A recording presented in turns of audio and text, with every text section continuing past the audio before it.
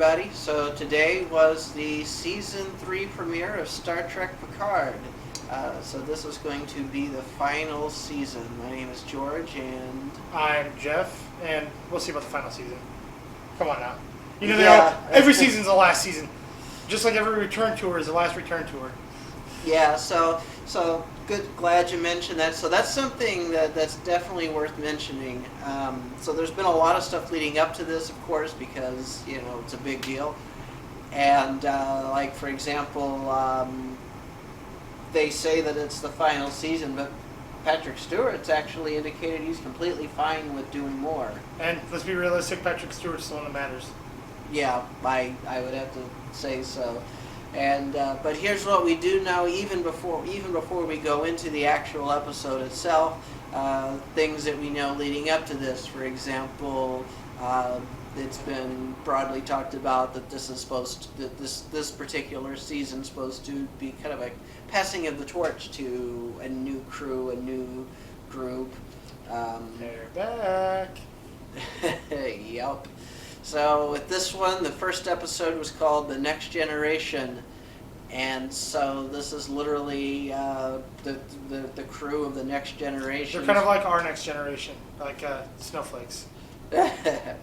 But yeah, so far we had, so this one was a two-parter. So this one we've seen Riker's back, obviously Beverly Crusher and Picard.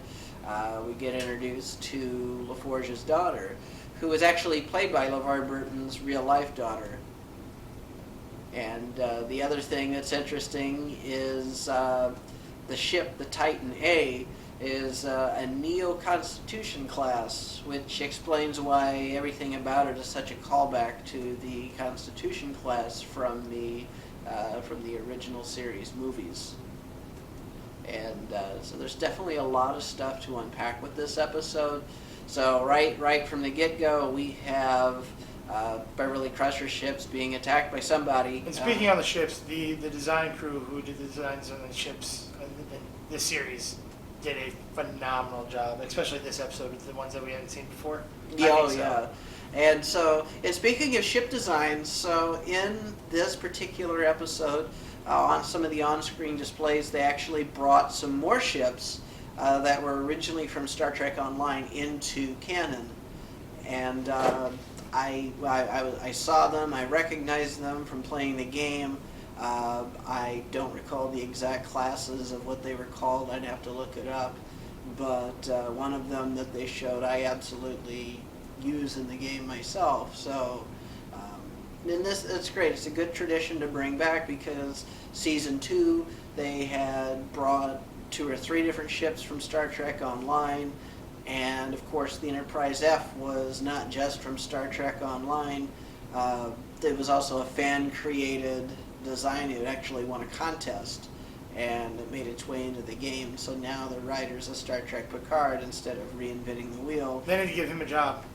They really do. They really do. Or maybe they did. Maybe that's why we got all these nice, new fancy-dancy, beautiful ships, and as far as the actual design and the production goes.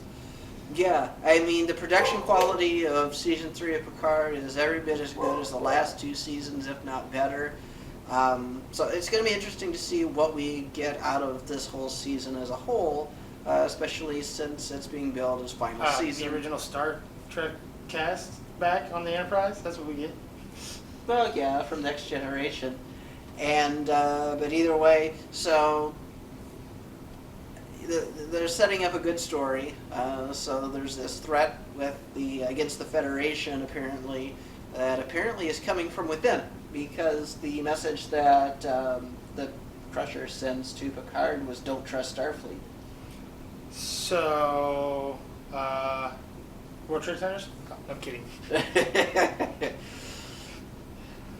The Dominion War was a conspiracy, but. No, so that's what what we get led into. Riker and Picard are trying to convince the captain of the Titan A to go to the Righton system. Titan asshole is what it should be called with him on the bridge. Yeah, Captain A-hole, and but the first officer happens to be 7 of 9, who now goes by her birth name, Annika Hansen. So that was interesting to see that she finally embraced her actual name instead of the old Borg designation that everybody knows her as. I was surprised to see her as a first officer on the ship. Yeah, so like there was a bit of dialogue where she had made a comment to Picard that it was between Picard and Janeway trying to convince her that this was the right thing for her. Yeah. And she just, and she's questioning it because, she knows what's right and what's wrong, and she doesn't like to blindly follow orders. And Coming from a Borg. That's I mean, all right. You used to just follow blindly blindly follow orders. Now I can see why you don't ever want to do that again. Yeah. It's justifiable. Exactly. But, and Picard closes up that conversation saying, if you ever figure that out, let me know, because I still haven't. Yeah, because it's interesting because it's easy to see people like Picard and Riker that just do whatever the hell they please. That's not what's happening. I mean, that is, but it isn't. They're, like, I think in every single... I think it's more so doing what she pleases, or less doing what she pleases, and more so doing something for somebody she trusts, where she probably doesn't trust the captain or her position so much as she trusts Picard and Riker. Yeah, that could be it too. I mean, because we can tell right out the gate that this Captain Shaw is a fucking prick. Cocksucker. I mean, he's... And when you see who plays him, this guy always plays an asshole. That's the only role that he's good at. I'm pretty sure he's an asshole in real life. Fact check me, but... Yeah, it's either that. He always plays the protagonist, Dick, who has to poke the bear, and usually dies a horrible, horrible death. Yes, and we'll see how he dies in this. This is going to be a horrible, horrible death. Mark my words. Yeah. He's going to get eaten by something, I hope. But another really interesting thing that comes in this episode is finding out that Picard and Crusher actually had a son. Yeah. Yep. I saw that coming, though. Yeah, so... That was definitely... I definitely put that in the realm of... That already happened, and I'm glad they finally introduced it.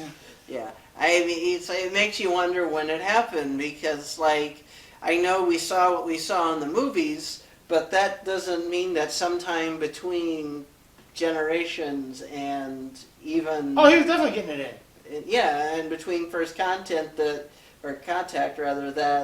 Oh, he made First Contact. Yeah, that something was happening that they just didn't show on screen, because I believe there was enough time between the two movies that those two could have had a baby and nobody said a frickin' word. Nobody said anything to him, evidently, either. Yeah, finding out and... Yeah. He owes some back child support. But, and part of it, too, is realizing that part of this is, like what they say in the story, that Crusher disappeared from them, like she got contact with everybody 20 years... Because she had a baby. Yeah, and I bet you that's what it was, because about 20 years old is about how old this character... And what's the first thing he does? Pulls a gun on his dad. There you go. It's a family tradition, I think. But, yeah. So that's, so they go on, and we watch the movie, the Captain Shaw finds out that 7 of 9 had them go to the Righton system anyway. Yeah. Like, he wakes up. He wakes up and stares at is that a sun that he was staring at? No, it was like a nebula outside. Okay, yeah. Yeah, but it was bright. It was going in through the windows into his quarters. Yeah. And he looks out and he's pissed because he realizes this isn't where we're supposed to be. He's got the look of, why did I go to sleep? Why did I take a nap? I mean, if there was a look that says I'm gonna go phaser somebody, that was the look on his face. In reality, the look should have been, I'm an idiot. They just asked me if they could go do something way out of the way, and I said no, and they were, looking at me like, well, we're gonna do it anyways, and I took a nap. Yeah, and it's like, bro, you just told Picard and Riker no. Two people who are known for not following the rules. Yeah. And definitely giving the big, I'll do what I want. Yeah. Like, quite possibly the two biggest, I'm gonna do what I want because I want to do it, rather than do what you say because that's what I should do in the entire Star Trek canon. Yeah, I mean, who the hell tells Picard no? Well, actually, that's a good question, too, because it was the first season of Picard where one of the admirals told him no. But that's different because she was an admiral. This is just a captain. And I think even then, I mean, he still goes forward with doing what he wants. He just kind of maybe tiptoes a little bit more when it's an admiral versus a captain. Yeah, but like in the dialogue where they were sitting eating at the table, and he was asking about stuff, like Captain Shaw, like very clearly, like had stated that if he felt like it, he'll just kick him out the airlock. Yep. It's like, you are a motherfucker. Let's be honest, that wouldn't happen. No. I'm pretty sure his crew likes Picard more. Well, that's basically what happened because, as it turns out, they dropped out of warp at Ryton, where they weren't supposed to go, and all of a sudden, unauthorized shuttle launch. Yep.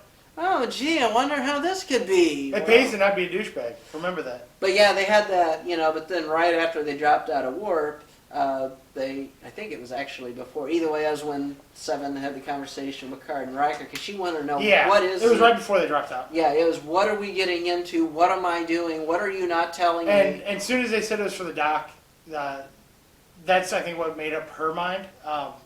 When it was for, it was for a good reason and somebody that obviously that everybody cares about and is an integral part of their lives.